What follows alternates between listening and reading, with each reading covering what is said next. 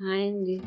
Photoshop అనేది ఒక మహాసముద్రం అండి. అది ఎంత నేర్చుకున్నా గానీ, ఇంకా ఏదో మనకి కొత్తవి తెలుస్తూనే ఉంటాయి. ఇప్పటికీ నేను పూర్తిగా నేర్చేసుకున్నానని నేను చెప్పలేను. ఇంకా నాకు తెలియని విషయాలు నా లైఫ్ ఎండింగ్ వరకు ఇంకా కొత్త విషయాలు వస్తూనే ఉంటాయి. మళ్ళీ వెర్షన్స్ అప్డేట్ అవుతూనే ఉంటాయి. సో, నాకున్న పరిజ్ఞానంలో ఎందుకంటే జ్ఞానం అనేది అందరికీ చాలా అవసరం. 20 ఇయర్స్ అయింది నేను ఇది నేర్చుకుని, నేను ఒక పెద్ద సంస్థలో నేను వర్క్ చేసి, ఇప్పుడు నేను ఓన్‌గా నేను ప్రతీదీ స్టార్ట్ చేసుకున్నానండి. ఈ 20 ఇయర్స్‌లో కూడా ఇంకా ఏదో కొత్త విషయాన్ని నేను తెలుసుకుంటూనే ఉంటానండి. మరి ఇప్పటివరకు మనం బేసిక్స్ నేర్చుకున్నాం కదండీ! ఇప్పుడు నేను మీకు చెప్పాను కదండీ! లాంగ్ వీడియో ఒకటి చేసి చూపిస్తానని చెప్పేసి. ఇప్పుడు నేను మీకు ప్రాక్టికల్‌గా నేను లాంగ్ వీడియో చేసి నేను చూపిస్తాను. ఇంపార్టెంట్‌వన్నీ ప్రాక్టీస్ చేసి చూపిస్తాను. మీరు కూడా ఇంటికాడ ట్రై చేయండి. ఇప్పుడు మనం ఫోటోషాప్ ఓపెన్ చేసుకుందామండి. ఓపెన్ చేసుకున్న తర్వాత పైన చూడండి, నేను మెనూ బార్ గురించి చెప్పాను కదా! అందులో ఫస్ట్‌ది ఫైల్‌లోకి వెళ్దాము.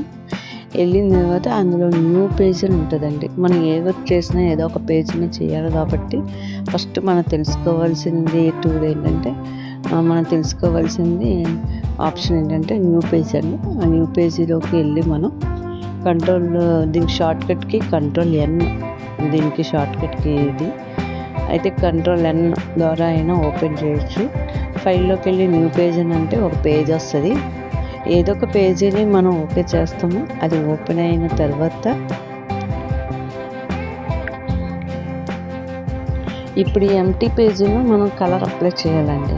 అంటే కలర్ అప్లై ఎలా చేయాలో ఇప్పుడు మనం తెలుసుకుందాం. లెఫ్ట్‌లోకి వచ్చేసేయండి. లెఫ్ట్‌లో నుంచి లాస్ట్‌లో చూడండి 2 బాక్సెస్ ఉంటాయి. ఒక దాంట్లో వైట్ కలర్, కింద ఆ కలర్‌లో బ్లాక్ కలర్ ఉంటుంది కదా! పైనున్న వైట్‌ని బ్యాక్‌గ్రౌండ్ కలర్ అంటారు. కిందున్న బ్లాక్‌ని ఫోర్‌గ్రౌండ్ కలర్ అంటారు. ఓకే. ఎక్స్ కనుక క్లిక్ చేస్తే ఈ కలర్స్ కిందకి పైకి మారుతూ ఉంటాయి. బ్యాక్‌గ్రౌండ్ కలర్ కావాలంటే బ్యాక్‌గ్రౌండ్ కలర్ అప్లై చేసుకోవచ్చు. ఫోర్‌గ్రౌండ్ కావాలంటే ఫోర్‌గ్రౌండ్ కలర్ అప్లై చేసుకోవచ్చు. దీనికి షార్ట్‌కట్ కీస్ కూడా చెప్తానండి. ఆల్ట్ బ్యాక్ స్పేస్ కొడితే మనకి కలర్ అప్లై అవుతుంది పేజ్ మీద. కంట్రోల్ బ్యాక్ స్పేస్ కొడితే foreground colour, Alt back space కొడితే బ్యాక్‌గ్రౌండ్ కలర్ వస్తుంది. కంట్రోల్ బ్యాక్ స్పేస్ కొడితే ఫోర్‌గ్రౌండ్ కలర్ వస్తుంది. మేడం ఈ 2 కలర్స్ తప్ప మరి వేరే కలర్స్ కూడా కావాలి అంటే ఎలాగా అంటే, అవే బాక్సుల దగ్గర లెఫ్ట్ సైడ్ ఉన్న బ్లాక్ అండ్ వైట్ అదే బాక్సుల దగ్గరికి వెళ్ళండి. ఆ బాక్సుల మీద డబుల్ క్లిక్ చేయండి. చేస్తే మీకు కలర్ బాక్స్ వస్తుంది. ఆ కలర్ బాక్స్‌లో మీకు నచ్చిన కలర్ అప్లై చేసుకోవడం. మళ్ళీ సేమ్ బ్యాక్‌గ్రౌండ్ కలర్ ఇవ్వాలి అంటే ఆల్ట్ బ్యాక్ స్పేస్. కింద ఫోర్‌గ్రౌండ్ కలర్ కూడా సేమ్ మీరు కలర్ఫుల్‌గా కలర్స్‌గా మార్చుకోవాలంటే కంట్రోల్ బ్యాక్ స్పేస్. అలా మనం రకరకాల కలర్స్ మనం అప్లై చేసుకోవచ్చండి. ఓకేనా? పేజీని చివరన చూడండి, మైనస్ లాగా ఒక గుర్తుంటుంది. మధ్యలో బాక్స్ లాగా ఒకటి, చివరికి వచ్చేసేటప్పటికి ఇంటులో 3 సింబల్స్ లాగా ఉంటాయి చూసారు కదా!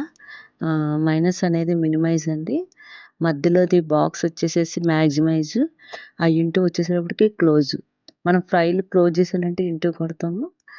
మధ్యలో వచ్చేసేటప్పటికి మ్యాక్సిమైజ్ చేస్తే పేజ్‌కి చుట్టూ బార్డర్ లాగా ఉండదు. పేజ్ మధ్యలో ఉంటుంది. మినిమైజ్ చేస్తే కిందకొచ్చేస్తది. మళ్ళీ అదే మినిమైజ్ చేస్తే పైకొస్తది. ఓకేనా? ఇంటూ కొడితే క్లోజ్ అయిపోతుంది. ఫైల్ క్లోజ్ అయిపోయిన తర్వాత మళ్ళీ మనం ఫైల్ తెచ్చుకోవాలంటే ఫైల్‌లోకి వెళ్ళిపోయి ఓపెన్ అనే ఆప్షన్ క్లిక్ చేయాలండి. ఓపెన్ షార్ట్‌కట్‌కి కంట్రోల్-O. అది క్లిక్ చేయంగానే మళ్ళీ మనకి బయట నుంచి ఏ ఫైల్ తెచ్చుకోవాలన్నా అలాగే తెచ్చుకోవచ్చు. ఓకేనా? అలా ఓపెన్ ఎలా చేయాలో ఇలా చేసుకోవాలి. నెక్స్ట్ ఏంటంటే ఓపెన్‌లో ఇంకో పద్ధతిలో కూడా తెచ్చుకోవచ్చండి. స్క్రీన్ మీద దాని మీద డబుల్ క్లిక్ చేసినా మనకి ఓపెన్ చేసి మనం ఫైల్ తెచ్చుకోవచ్చు. ఇప్పుడు మళ్ళీ ఒక న్యూ పేజ్ తీసుకుంటున్నాను. కంట్రోల్-N ఆప్షన్ క్లిక్ చేస్తున్నాను. కంట్రోల్-N కొట్టంగానే మళ్ళీ వస్తది. మళ్ళీ నాకు కావాల్సిన పేజ్‌ని సెలెక్ట్ చేసుకుంటున్నాను. అది ఓపెన్ అవుతది. లెఫ్ట్‌లో ఉంది కదండీ! ఇప్పుడు టూల్స్‌లో చాలా ఇంపార్టెంట్ ఈ టూల్స్ అన్నీ చెప్పాను కదా! అందులో సర్కిల్ అని చూసారా రెక్టాంగిల్, అది రెక్టాంగిల్ తీసుకుంటున్నాను. అది డ్రా చేయంగానే ఒక సెలక్షన్‌లా వస్తది.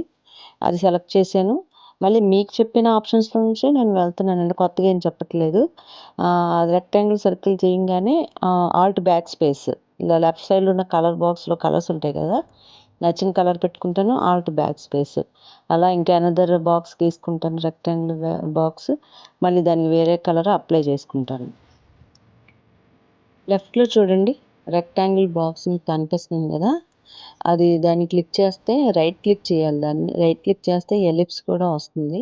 ఫస్ట్‌ది రెక్టాంగిల్ నెక్స్ట్ ఎలిప్స్ కూడా వస్తుందన్నమాట. దాన్ని క్లిక్ చేయాలి మనం.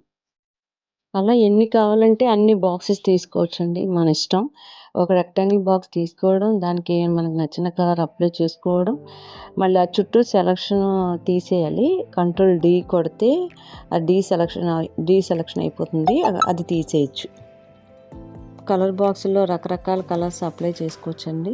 మీకు ఇందాక చూపించినట్టుగా కలర్ బాక్స్‌లోకి వెళ్ళడం, లెఫ్ట్ సైడ్‌లోకి వెళ్ళడం, పై కలర్‌లోకి ఏదైనా దాని మీద డబుల్ క్లిక్ చేస్తే కలర్ బాక్స్ ఓపెన్ అవుతుంది. రకరకాల కలర్స్ మనం ఇచ్చుకోవచ్చు. తర్వాత చెప్పాను కదండీ రెక్టాంగిల్ రైట్ క్లిక్ చేస్తే ఎలిప్స్ వస్తది. రౌండ్ సర్కిల్ వస్తది. అది కూడా సేమ్ ప్రాసెస్. ఇలా రౌండ్‌గా చేయడం, మళ్ళీ దానికి కలర్ అప్లై చేయడం.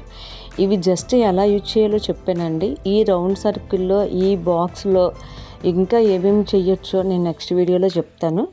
ఫస్ట్ స్టార్టింగ్ ఇలాగే ఉంటుందండి. ముందుకెళ్ళే కొద్దీ చాలా ఇంట్రెస్టింగ్గా ఉంటుంది. సబ్జెక్ట్స్ కొత్త కొత్త వెరైటీలు చేయొచ్చు.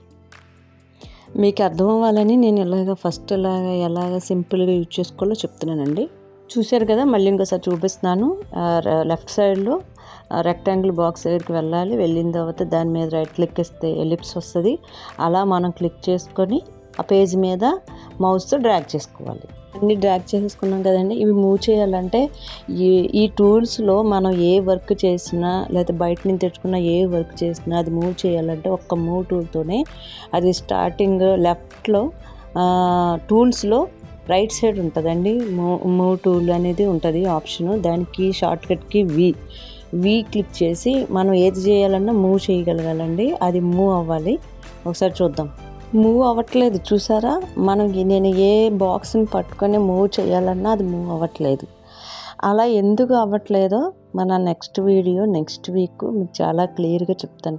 ఇది చాలా చాలా ఇంపార్టెంట్ అండి. ఎందుకంటే మూవ్ అవ్వాలి. మూవ్ అయితేనే కదా మన వర్క్ ముందుకెళ్ళేది. ఇప్పుడు అక్కడ మనం కరెక్షన్ చేసుకోవాలంటే ఎలా? మళ్ళీ పేజ్ క్లోజ్ చేసేసి మళ్ళీ చేసుకొని మళ్ళీ అదే పరిస్థితి. సో మనం అలాంటి పరిస్థితి మనం ఎదురవ్వకుండా ఉండాలంటే ఒక చాలా ఇంపార్టెంట్ అయిన సబ్జెక్ట్ నేను నిన్న వీడియోలో చూశాను, చెక్ చేసుకోండి. మీకు దీని గురించి తర్వాత చెప్తానని చెప్పాను. ఆ వీడియోని నా నెక్స్ట్ వీడియోలో చూసేయండి.